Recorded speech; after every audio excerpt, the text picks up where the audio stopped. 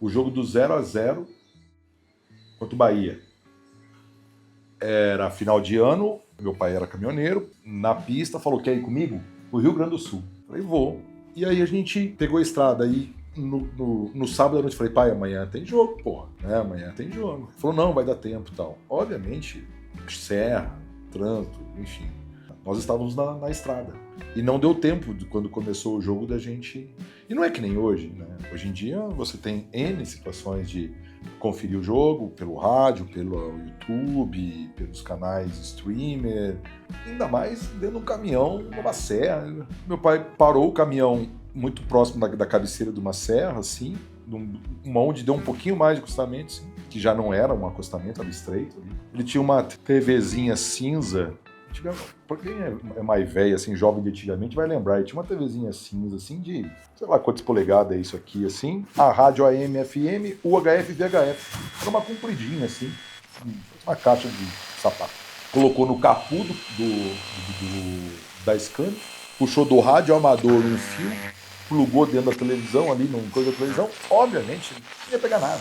E colocou sentado no capô do caminhão, tentou sintonizar alguma coisa que eu acredito que não tenha sintonizado nada, mas entre um chuvisco e outro eu acho que eu estava vendo o jogo, aí já é mais achismo do que propriamente certeza, eu acho que eu já construí essa ideia na minha cabeça. E aquele momento ali, para mim, era um momento em que o mundo estava passando do meu lado, mas o Corinthians estava jogando. Quando acabou o jogo e a gente se classificou, olhei para trás, tinham alguns senhores caminhoneiros que pararam o caminhão e começaram a acompanhar o jogo em algum momento do qual eu não sei. Eu estava cabine, eu estava olhando pro vidro do caminhão e a TV encostada aqui, então eu não estava sabendo o que estava acontecendo nas minhas costas. Quando eu olho, todos comemorando, à beira da pista, marmanjos, gordos, barbudos, caminhoneiros, me pegaram, comemoraram, cada um entrou no seu caminhão e foi embora. E eu até hoje tento entender a grandeza que eu vivi naquele dia. Eu me tornei, antes de torcer pro Corinthians, eu me tornei torcedor corintiano.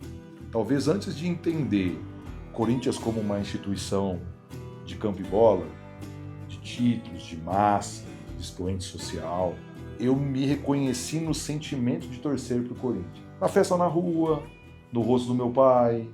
Meu pai era um cara 2 metros e tanto de altura, um tanto quanto sério, meio sisudão, sabe? Não era o cara de grandes extravagâncias emocionais. Mas o Corinthians o tirava um pouco do eixo. Então, assim, eu gostava de torcer pro Corinthians pelos motivos dos quais o sentimento daquilo que proporcionava a outros também me fazia super bem. Então eu acho que eu me tornei torcedor corintiano antes mesmo de entender o que é a grandeza da instituição, cara. Aquilo que o Corinthians acionava de bom nas pessoas não era em qualquer lugar e ia todo dia que eu via. E era bonito exatamente por ele não ser diário, sabe? Ele não é... Sabe, você meio que espera essa data acontecer, às quarta-feiras, 21h30, os clássicos das 16 horas de domingão, sabe? Tipo, obviamente, era um outro contexto, morava no interior, vivi tempo da minha vida no rádio, que também é muito foda pra caramba, entendeu? Meu pai era caminhoneiro, raríssimas são as vezes que a gente acompanhava o jogo próximos, assim. O Neto é meu ídolo por causa do título de 90, não porque ele foi o maior jogador do Corinthians, mas por sentimento. Sabe? O abraço, essa frase é batida para quem assiste as lives da IBC, mas o José Ferreira Neto, o menino de Santo Antônio de Posse, ele, Tupã, Fabinho, Paulo Sérgio, Mal, Ronaldo, eles me deram o abraço mais verdadeiro que o meu pai me deu. Eu não posso colocar isso como uma vala no comum, cara. Quando eu lembro do velho, eu lembro daquele abraço. E isso veio através do Corinthians.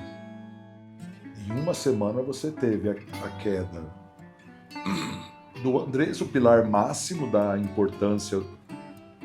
A gente é sócio do clube, eu sou sócio, completou 5 anos agora. Mas se alguém me falasse exatamente como você disse, assim, você acredita que em tal data, em uma semana, de segunda a segunda, o Andrés, o Duílio, não foi votado, mas não foi pro jogo, né? E o Augusto fossem expulsos do clube por sócios conselheiros do clube, dos mesmos conselheiros e sócios que em algum momento estavam com eles, O que sempre dizia é, isso não vai acontecer nunca, porque alguém sabe de alguém que sabe alguma coisa de outro, que o outro sabe alguma coisa de um, portanto eu não falo nada de você, você não fala nada de mim, vamos nós. Um amigo me pergunta assim, Manfio, o quanto você é corintiano? Essas perguntas dessas coisas. Eu falo assim, cara, eu não sei o que isso te representa e se vai responder alguma coisa. Mas eu não tenho recordação da minha vida, daqui a pouquinho batendo 5.0, de não estar, de alguma forma, acompanhando o Corinthians jogar. Se há uma gestão mais do que dinheiro para mim, é Safiel, tá? Muita gente chancela a Safiel como aporte financeiro. Eu não chancelo a Safiel como aporte financeiro. O que eu chancelo é... Porque o Corinthians por si conseguiria, com gestão, com a grandeza, haja visto que a gente faz com grandes problemas. Capitanear finanças, talvez muito maiores do que a gente tem de receita hoje. O que a gente precisa é de gestão. Obviamente, com uma injeção financeira, você soluciona os problemas que você tem a curto prazo. E isso ajuda você a respirar. E é ótimo que se a Safiel for a sua solução, que ela, obviamente, cumpra com o que ela diz de ter esse aporte financeiro, de injeção financeira, e aí depois vendendo as frações, os potes maiores, os potes menores, e tudo que a gente já sabe sobre a composição que a Safiel já nos mostrou inúmeras vezes. O Rodrigo Lança faz live comigo, o Lança fala comigo, eu também concordo. Se você der R$1 para quem não cuida de dinheiro, é a mesma coisa que você dar R$1.000. Ele vai gastar 1, ele vai gastar 1.000, ele vai gastar 10, ele vai gastar... Por quê? Porque ele não sabe, ele não sabe fazer disso gestão, ele não sabe gerir, não sabe organizar, guardadas as proporções de investimento, de futebol. Não estou falando da família que ganha, não se compara as situações antes que... então me dá 10 mil de salário. Não estou falando isso, estou falando sobre como condução administrativa de um clube. Eu torço muito por termos pessoas capacitadas para gerir a instituição Corinthians. Eu entendo que a condução ela é de mais pessoas capacitadas, cada uma na sua condição. Obviamente tem que ter um CEO, obviamente tem que ter uma cabeça como o cara que rabisca, obviamente sim, mas não é único. E não é só dinheiro para mim, essa Safiel. Ou seja lá qual for o outro nome que um dia o mundo encontrará. Para mim é administração. Administração.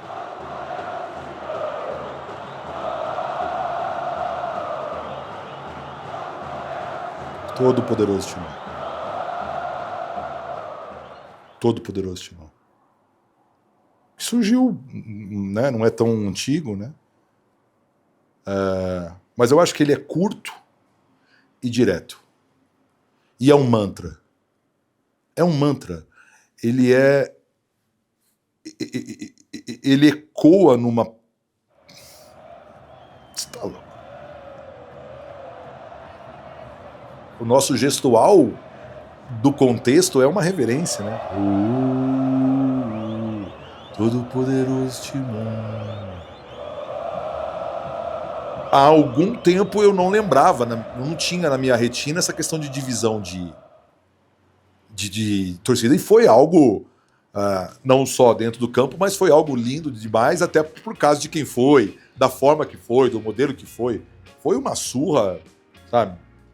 Vergonhosa. Vergonhosa. Não dá mais para colocar os caras na mesma frase que nós, em momento algum da face da terra. Né?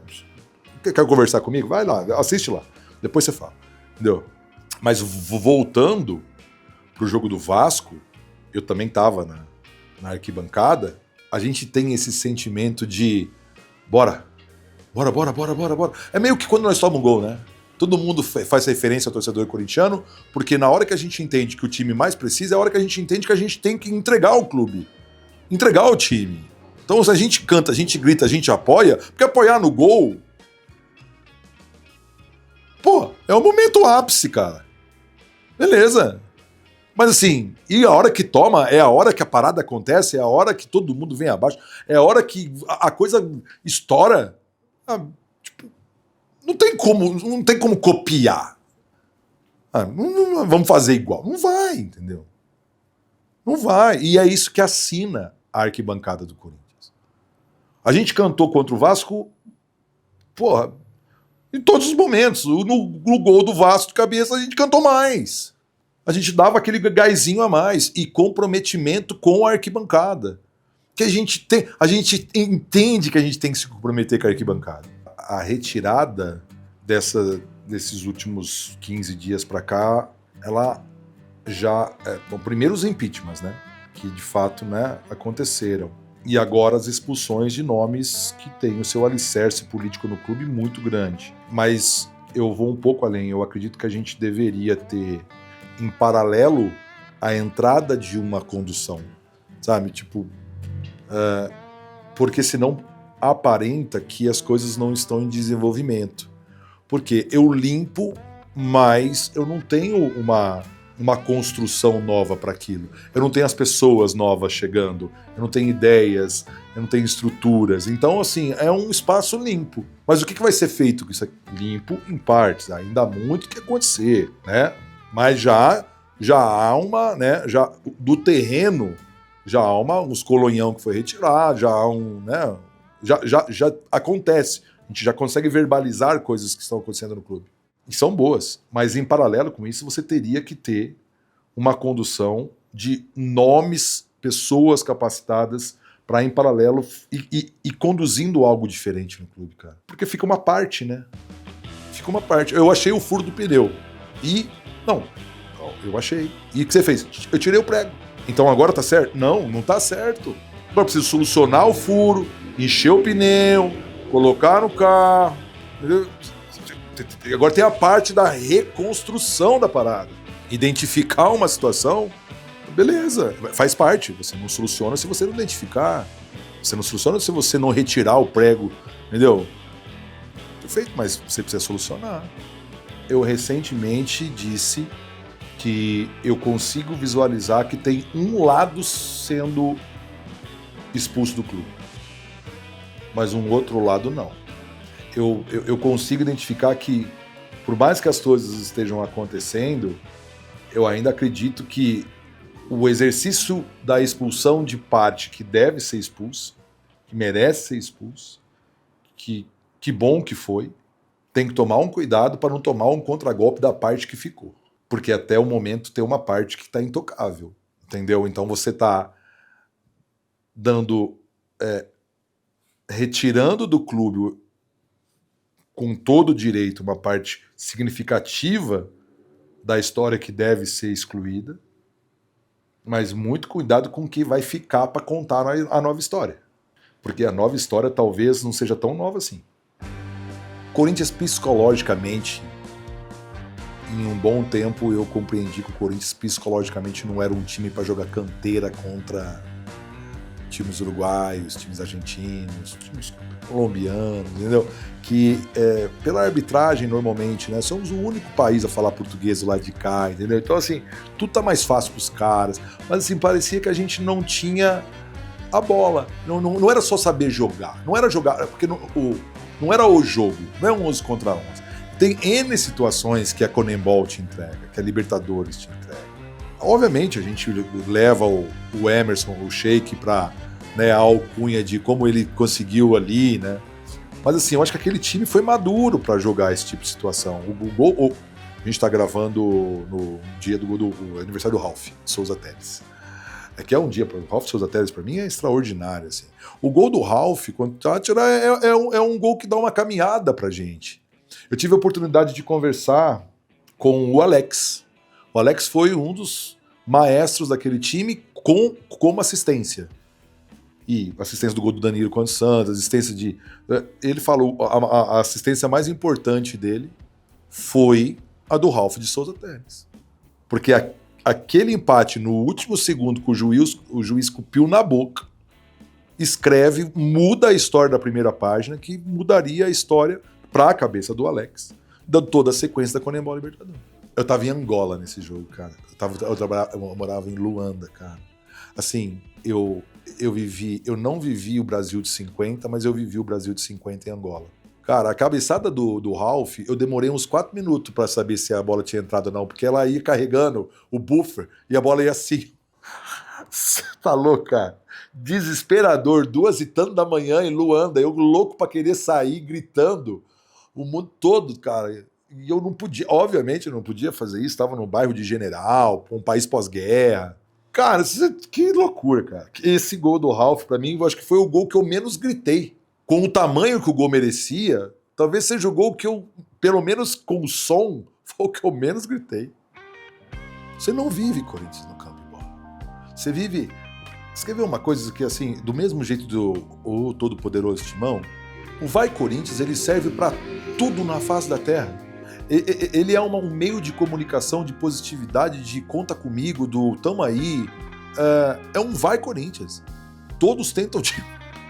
Assim, se você fala pra você, ô parceiro, dá um empurrãozinho aqui pra pegar no tranco, a sua resposta é qual? Nós, Vai Corinthians. Você não fala, não, pera um pouquinho que eu vou sim, você quer que eu faça? Não, você não fala isso, você fala, vai Corinthians. Parceiro, dá pra dar uma ajudadinha aqui, nós só pra... Vai Corinthians. Ou amanhã eu tô aí, então. É nós, vai Corinthians. É uma chancela do que somos. A gente tem algumas assinaturas que foram criadas durante o tempo, que é muito. Quando você tava falando do boxe, eu falei, pô, eu vivi...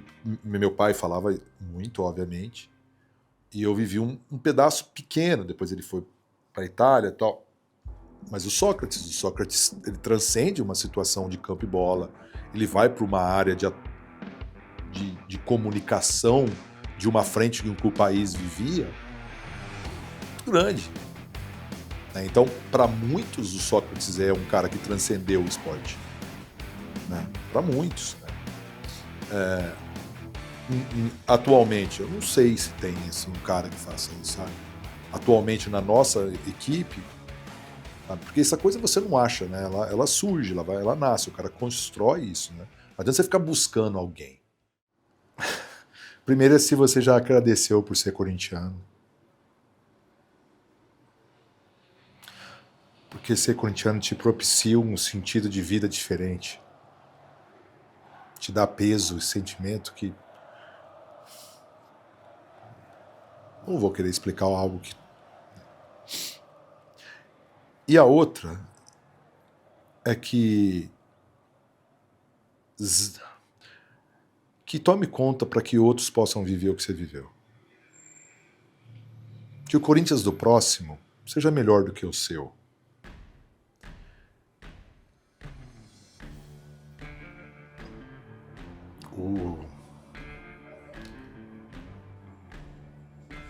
Obviamente, o nascimento do meu filho me trouxe outras situações com o clube. Eu quero dar a possibilidade dele ter o desejo de viver uma arquibancada. Dividir um lanchão de pernil no estádio. Sabe? Trocar uma resenha com os parceiros. Fazer uma viagem de Coringão. Eu não posso ter o direito de tirar isso dele. Eu diria para cada um tomar conta de algo que é tão importante, tão singular na nossa vida, que não tem como se cobrir com outra coisa. Você não tem opção. Em qualquer outra, acredito, em qualquer outra situação, se não tem o produto A ou o serviço B, você caminha para um outro. Se não tem um arroz A, eu compro arroz B. Se não tem a breja A, eu tomo a beija bre. Se não tem... O Corinthians, se não tem o Corinthians, você não tem o Corinthians. Não há escolha a seguir. Você está impossibilitado de viver a melhor vida. Então, agradecer por ter nascido corintiano e pedir para cada um zele para que outras pessoas possam viver a experiência que cada um que está lá vive. Talvez seja isso.